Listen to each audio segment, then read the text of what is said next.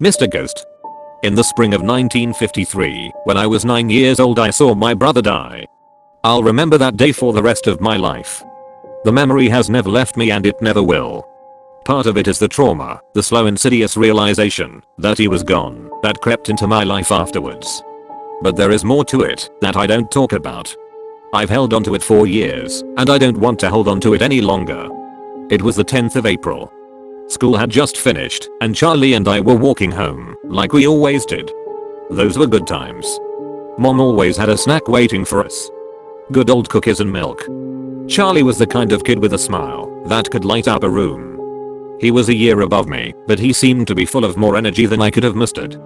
Outside, we'd play superheroes, like the ones in the comic books. He was always Captain America, and I was Bucky Barnes. With wild ginger hair, freckles and sparkling green eyes, he didn't look like much of a superhero, but he sure knew the part well. After our snack, he'd grab the garbage can lid, and I'd grab my BB gun, and we'd go out to fight the bad guys on the front lawn. We'd been hoping to play like that when we got home, and Charlie was ahead of me, looking back and yelling for me to keep up. Come on, Felix. Mom's waiting. I remember the smile on his face. I remember seeing that green 1953 Chevy Corvette round the corner behind him and come barreling down the road. For a moment, I didn't think much of it. Why should I have? The Corvette should have passed us by with no issue. Sure, he was going a little fast, but there should have been nothing to worry about. Charlie turned to look as he heard the scream of rubber on asphalt. I can only imagine he was admiring the Corvette we used to think they were the coolest. When I heard the bang of the tire, I didn't know what it was at first. The plume of debris was a little shocking, and it distracted me just long enough to realize that the Corvette was headed our way.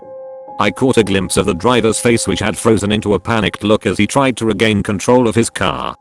Charlie didn't even have time to move. The Corvette jumped the curb, hitting him head on. He was thrown back like a toy as the Corvette went over the sidewalk and down into the shallow ditch beside us, burying him beneath it. I had felt nothing but the wind as it had sailed past me and heard nothing but the scrape of metal.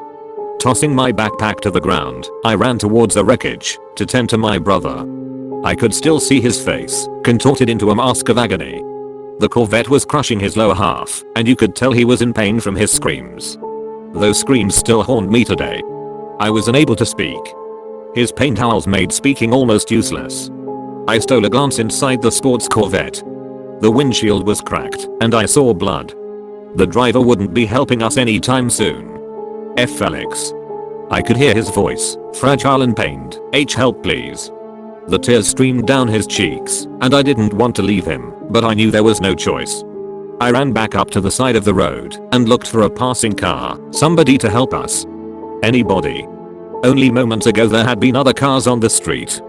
But now everybody was gone. The world seemed dimmer, the sunlight seemed to be cutting through a thick fog that had not been there before. There was no sound other than Charlie's screams, which quickly subsided into whimpers. I looked around frantically. In the distance I could see a figure in the fog. I waved at him and yelled, "Hey. Mister. We need help. Please." The figure in the distance didn't come any faster. I called out for him again, waving my arms to grab his attention. "Sir. Please come fast. We need help." I looked down at Charlie. He was so horribly pale, his hands on the grille of the crashed Corvette that pinned him. From behind me, I heard a high and squeaky voice. "Well, ain't that a little bit of a predicament?" I jumped and looked in the direction of the voice. It was the man from the distance. How had he gotten here so fast by just walking? Had he run towards us when I wasn't looking? He was dressed all in black. A heavy black coat, a black fedora and black leather gloves. He looked like a businessman on his way home from work. "Sir," I said, my voice shaking. "Please. We need to call somebody. A hospital, something." The man laughed. It was such a carefree sound, and it filled me with rage. How could he laugh at a moment like this? "My dear boy, a hospital won't save your friend now." "Oh no, I'm afraid he's a little too injured for that." "What do you mean?" I asked, panicked. "Well, your friend is going to die, I'm afraid," the man said. "But that's why I'm here." He extended a gloved hand towards me. I didn't shake it. All I could do was stare. When I didn't move, he patted my shoulder and brushed past me, making his way down the ditch and towards the car, moving casually, as if Charlie's cries for help meant nothing to him. I didn't have the capacity to speak, trying to process all he had said. I wasn't sure if this man was insane or sincere. He knelt down beside my brother, his smile carefree and infectious. "Don't worry, dear boy," he said, caressing Charlie's forehead, and just like that, he stopped his tormented shrieks. His body went limp, and he let out an almost relaxed sigh. There. Let's get you out of this awful place." The man grabbed Charlie by his arms and gave him a sharp pull. I opened my mouth to protest, but before I could say anything the deed was done. Charlie had been pulled out from under the car in one piece, and he was standing like nothing happened. I called his name and reached out to hug him, but the man stood between us, blocking my way. "I can't allow that," he warned me. "I'm sorry." "Why not?" I begged, and his expression turned solemn. "You aren't supposed to be here. My work isn't exactly for prying eyes.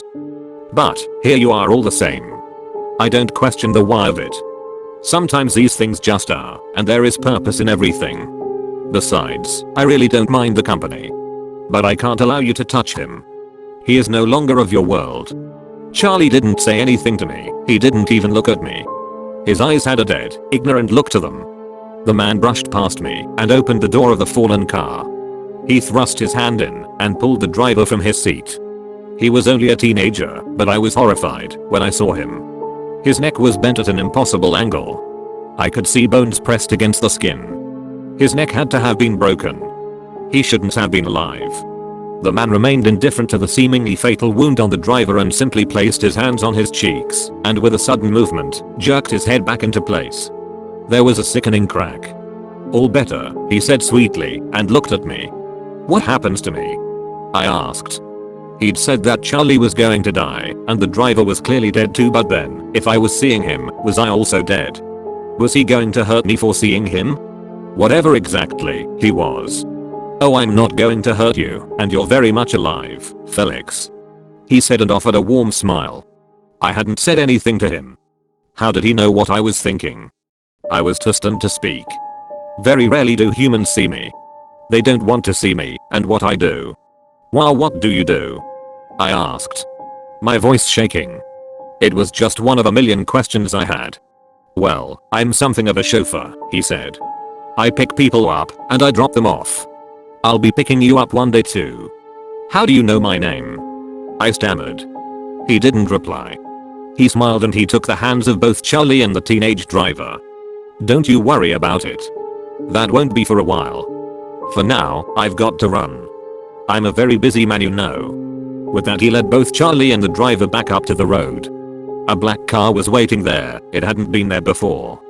An older model that later in life I'd recognize as a 1935 Duesenberg convertible. He put Charlie and the driver into the back seat before climbing behind the wheel. The last I saw of him was a friendly wave he gave me before he drove off. That was it. I sat down on the grass, my back to the car, and started to cry. I looked down at where Charlie had been, and to my surprise, he was still there. But he wasn't screaming. He wasn't even moving. He lay there, pinned beneath the vehicle, with his eyes staring vacantly up into the sky. I was still in the ditch when the police came, and when they took Charlie away. I remember watching them take the driver of the car out too. His neck was broken the exact same way it had been when that man had taken him out earlier. But nobody just cracked his head back into place. The wound had been as fatal as I thought. I had no idea what I'd witnessed until much later. Even today I'm still not so sure. Every now and then I'll be driving down the road and I'll see a car accident. Parked right beside the police cars is a black Duesenberg convertible. I don't think anybody else sees it.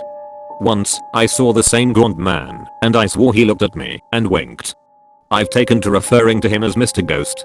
It's the only name that seems to fit the man.